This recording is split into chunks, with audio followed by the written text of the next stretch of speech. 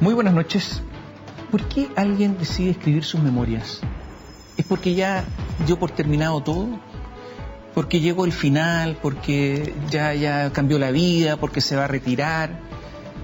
¿Porque resulta que hay un antes y un después? ¿Es que hay un segundo capítulo de memorias porque la vida sigue y algo habrá? ¿Por qué alguien decide escribir sus memorias?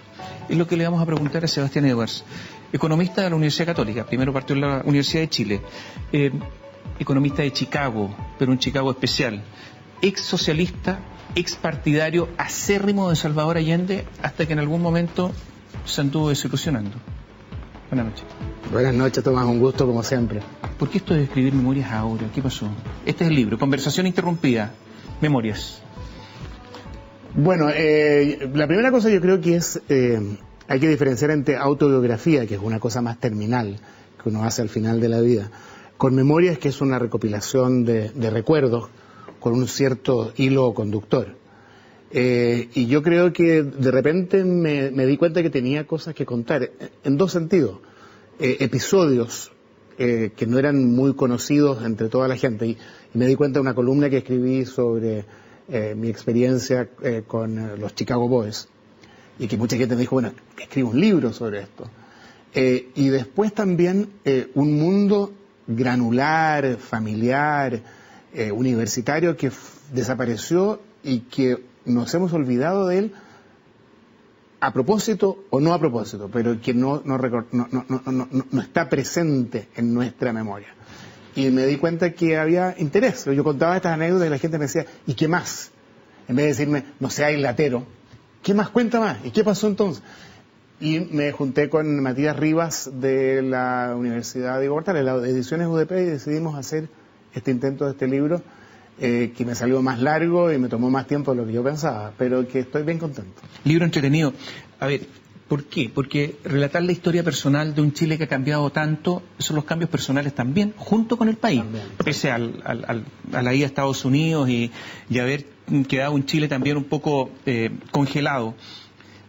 Partamos con el comienzo. ¿Cómo diablos que alguien que estudia en el Grange se transforma en un socialista militante? ¿Qué pasó? ¿Qué es eso?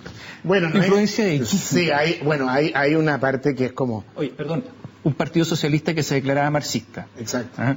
No era socialdemócrata. No, socialista duro y con mucha pelea interna. ¿Ah? El senador Raúl Ampuero contra el senador entonces Salvador Allende, Aniceto Rodríguez, Adonis Sepúlveda, los viejos estandartes del Partido Socialista. Es raro, pero no es tan raro, porque obviamente esto sucede a finales de los 60. Y el final de los 60 está marcado por el año 68, que es un año muy importante en todo el mundo, ¿no?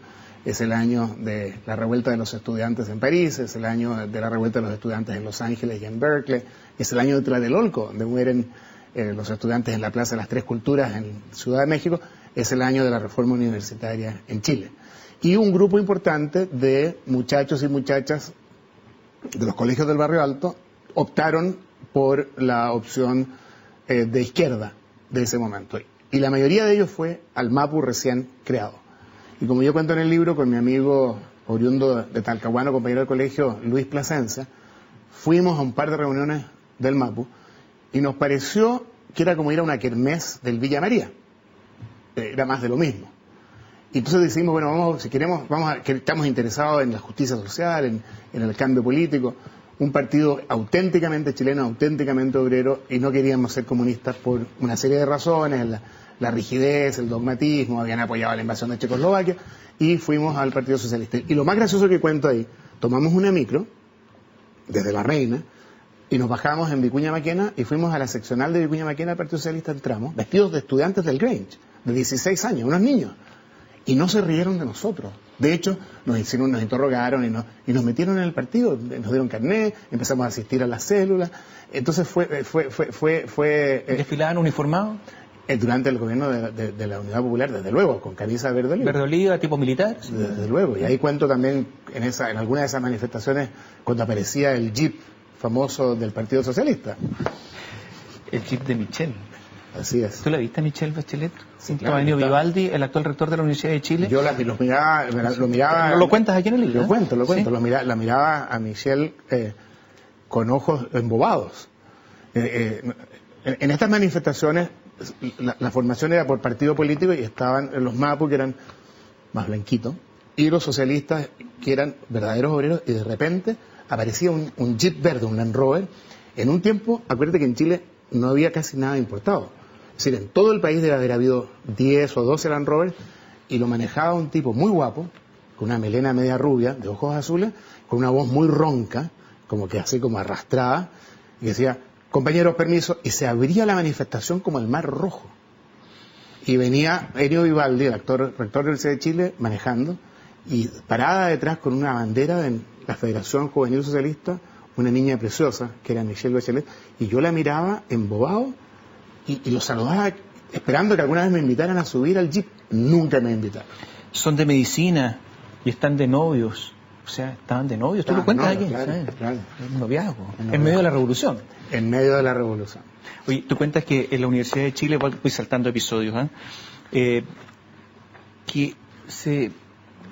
tú empezaste a estudiar economía ahí, y que en realidad no se enseñaba economía moderna, sino que solamente economía marxista prácticamente. Exactamente. Decías tú que las clases eran impartidas por profesores carismáticos y envolventes, pero había buenos y malos, abusadores y víctimas, conspiradores y gente común y corriente, que era timada una y otra vez por maquinaciones urdidas por poderosos. La historia era guiada por leyes más o menos mecánicas. Claro, teníamos un grupo de profesores de sociología que eran realmente fascinantes. Eran muchos de ellos exilados brasileros de las dictaduras militares de Brasil. Y el más atractivo, que nosotros admirábamos sin límite, era un sociólogo llamado Teotonio dos Santos, uno de los cultores de la teoría de la dependencia. Y lo escuchábamos como quien escucha hablar a un oráculo. Pero, de verdad, la persona que a mí más me influenciaba era Marta Harnecker, a quien yo también miraba con ojos largos. Y cuento varias anécdotas en el curso con Marta, que fueron miradas desde la perspectiva de hoy, son muy divertidas, son realistas en realidad, ¿no? O sea, yo leí por casualidad ayer algo de Marta Harnecker de esa época, y ella decía que había que eliminar a los empresarios. Ahora, eliminarlos. Ahora, si el empresario se transformaba, dejaba su empresa y se transformaba en un empleado de la nueva empresa que iba a pertenecer al Estado, perfecto, porque así podía contribuir, pero había que eliminarlos a todos. A todos. ¿Esas eran las enseñanzas? Bueno, eso era la dictadura del proletariado y la lucha de clase que terminaba en una sociedad. ¿Pero a ti te gustaba todo eso? ¿Tú Yo tenía 17 años. Sí, claro, sí, pero... Lo que nosotros reaccionábamos era lo que observábamos de una gran injusticia social, una gran desigualdad y un espíritu rebelde que nunca pudimos ejercer, yo por lo menos no lo pude ejercer o mi generación, porque cuando entramos a la universidad, que se esperaba que íbamos a ser rebeldes de verdad, nos transformamos en gobierno. Entonces nuestro rol era defender al gobierno, defender a las instituciones, cuando nosotros lo que queríamos era ser anti-instituciones en ese momento. Para muchos de mis profesores, para casi todos, el esfuerzo de Stalin en 1929 por erradicar esa forma de propiedad entre los campesinos rusos y ucranianos era justificado sin importar el horror y la muerte de millones de personas. Claro. Da lo mismo. Claro, porque la idea muy stalinista y del marxismo duro es que la propiedad privada corrompe a la clase obrera. Y el obrero de la gran fábrica, que no puede soñar en ser dueño de la fábrica, lo más puede soñar en ser dueño de sus herramientas, que en ese tiempo no eran robots, pero sus herramientas, que eran grandes prensas hidráulicas, ese era el verdadero revolucionario. Pero el campesino aspiraba a tener 1 hectárea, media hectárea. Entonces había que, el campesino que tomaba esas desviaciones, había que colectivizarlo a lo que fuera. Y eso es lo que hizo Stalin. ¿Cuándo empezaste a encontrar que había un tufillo de que esto no iba a funcionar, que no...? Mira, como digo en el libro, hay dos o tres episodios que se van en paralelo. Uno, el gran sectarismo que había partidario, dentro de los partidos y en el Partido Socialista, pero en los otros también, donde no había libertad de pensamiento, libertad de lectura. Yo cuento que fui acusado de contrarrevolucionario porque encontraron que en mi auto, a un compañero que llevé en una citroneta que tenía yo, que íbamos así, tenía entre los libros de Marx y de Althusser, tenía Moby Dick y La montaña mágica de Thomas Mann. Entonces fui acusado de leer literatura burguesa, no revolucionaria. Pequeño burguesa se decía. Pequeño burgués. Eso es un poco eso. Y eso se sumaba con la noción que teníamos muchos de nosotros, y admiración por la Revolución Cubana, temprana Revolución Cubana, en que había un cierto sentido de la libertad, incluso el aspecto físico de Camilo Cienfuegos, el Che, el mismo Fidel, los otros comandantes, barbones, desordenados. Entonces nosotros pensábamos, y una de las consignas era Cuba, territorio libre de América. Y de repente me empiezo a dar cuenta que de libre tiene muy poco. Entonces empiezo a averiguar, y veo el caso Padilla, miro para atrás y veo la salida de Guillermo Cabrera Infante, que tiene que salir arrancando de Cuba porque ha ganado el premio Biblioteca Breve con una novela fabulosa que es Tres Tristes Tigres, que no tiene nada de contrarrevolucionario, acá al contrario. Entonces empiezo a decirme, bueno, ¿qué pasa? Y la tercera línea de este desencanto es la terrible ineficiencia y ser de todo el sistema. Los profesores que llegaban tarde, que no venían, sacar la vuelta. El hombre nuevo no se le veía, pero ni al principio por ningún lado. Entonces yo termino, después de 3 años, creo, renuncio al Partido Socialista, pero sigo siendo allendista, ya me defiendo como allendista. Y un amigo, el actual ministro Máximo Pacheco, en un momento me dice, tú estás en la escala más baja de la revolución, los triples I. Y digo, triples I, sí. Intelectual, independiente de izquierda, eso es lo peor, me dice. Ahí estás tú. Oye, vamos a hacer un alto. Voy a dejar algunas preguntas planteadas. ¿Qué pasó con Miguel Kast? Increíble lo que se cuenta en este libro. En segundo lugar, vamos a hablar de Máximo Pacheco y de los bultos. En tercer lugar, la persecución para irse a Estados Unidos, porque fue una especie de exilio en Estados Unidos a Chicago, un exilio obligado, bueno, de las amenazas. Sí, no obligado en el sentido que me pusieron en un avión, pero tuve recomendaciones de varias fuentes que me fuera, sí. Y el rigor también, a propósito de toda la educación de lo que se habla en Chile, el rigor de la educación de una universidad en serio. Volvemos en un instante.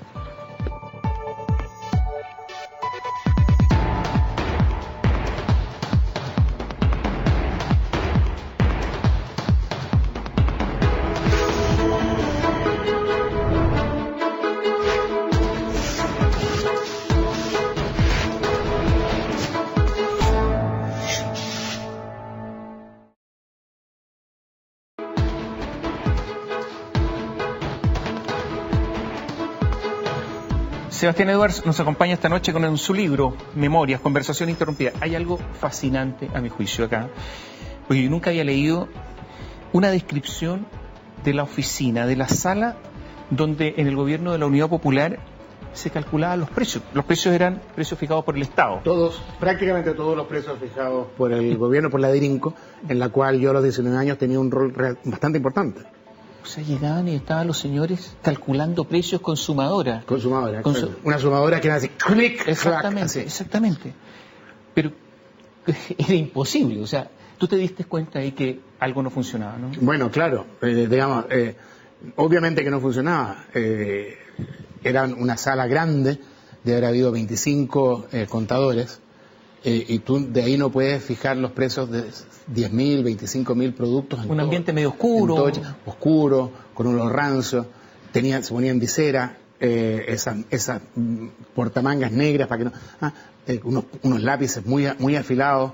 Todo obviamente no había computadora, no había Excel. Entonces cada empresario llegaba con toda su lista de productos. Entonces, por ejemplo, tú tenías, hacías tornillos, todo tipo de tornillos, digamos, tornillos de 1/4, de media pulgada, de 1 pulgada, de los distintos grosores, y con el cálculo de cuánto costaba cada tornillo producirlo, después le sumaba un 10% de margen, y ese era el precio que tú pedías. Y los tipos los revisaban, y se podían demorar 2 meses, y pedían, a ver, compruébeme que este es el precio del acero. Y que estoy usando este acero y no este otro acero. Y después no te daban nunca lo que tú pedías y te daban menos. Entonces venía dejó pasado era totalmente surrealista y un olor agrio. Se odiaban unos con los otros. Se odiaban.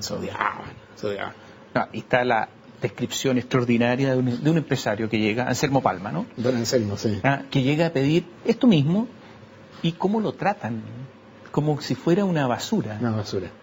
O sea, eso era. Eso era. Y la vida de una empresa dependía de ese burócrata. Dependía de eso. Y el cuento es muy divertido porque Anselmo Palma representaba una empresa que hacía el té en bolsita. Y toda la discusión terminó en el hilito de la bolsita. Y Anselmo Palma, la empresa quería un hilo importado. Y el señor que hizo el cálculo decía que tiene que ser un hilo nacional que vale 1/10.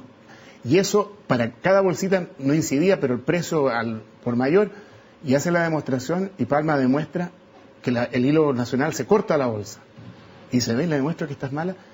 Y el tipo mete la mano, la saca la bolsa y la estruja arriba de mi escritorio.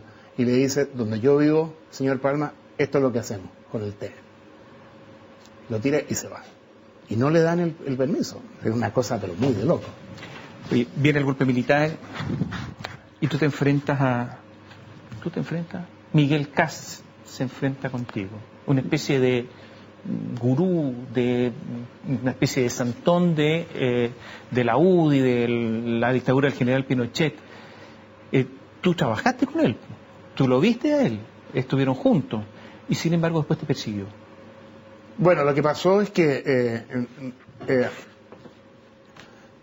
viene el golpe y a nosotros nos expulsan de la Universidad de Chile, y un amigo y yo, un poco por joder, postulamos a la Universidad Católica que nos cambien. Nunca pensamos que nos iban a aceptar y nos aceptan. Y nos cambiamos a la Católica y la gente se olvida lo que era esa época, el miedo, el odio. Y llegamos los vencidos a un lugar donde había muchos de los ex compañeros de colegio, donde caminábamos con la cabeza gacha. Y nos pusimos a estudiar y empezamos a sacar muy buenas notas.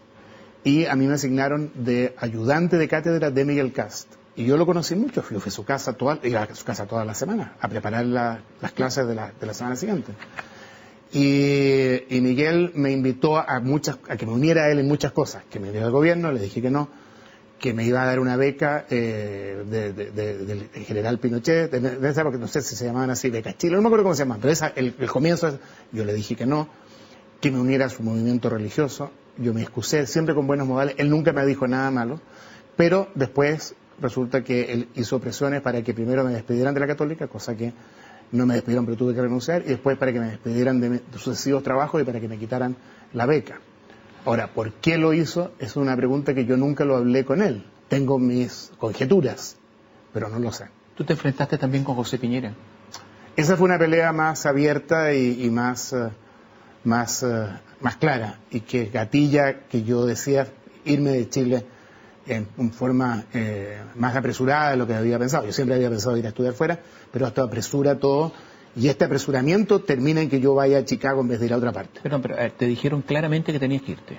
Me dijeron distintas personas, ándate.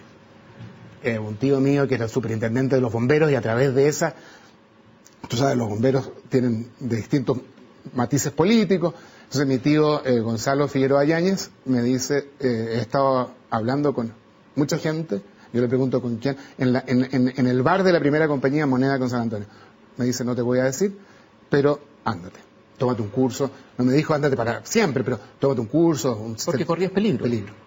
Y después, ya estando en Estados Unidos, financiándote en parte tus estudios por el banco, el BHC, sí. Exactamente, también incluso pidieron que te dejaran de financiar. Eso es verdad. ¿Quién lo pidió? Miguel Kast, según entiendo, o Piñera, o ambos, no sé. Rolf Luders, que aparece en el libro como una persona muy recta, fue muy recta, siempre me defendió, siempre dijo la verdad, siempre me dijo, si tú haces el trabajo bien hecho y lo haces en forma eficiente, nosotros te vamos a mantener el empleo, y no importa lo que digan los otros, y te vamos a defender de los otros. No hagas tonterías, me decía. Lo cual, yo obviamente que le... Oye, ¿Máximo Pacheco trasladaba armas o no? Mira, no lo sé. Pero Pacheco, bulto sí. Bulto sí. El cuento, una anécdota.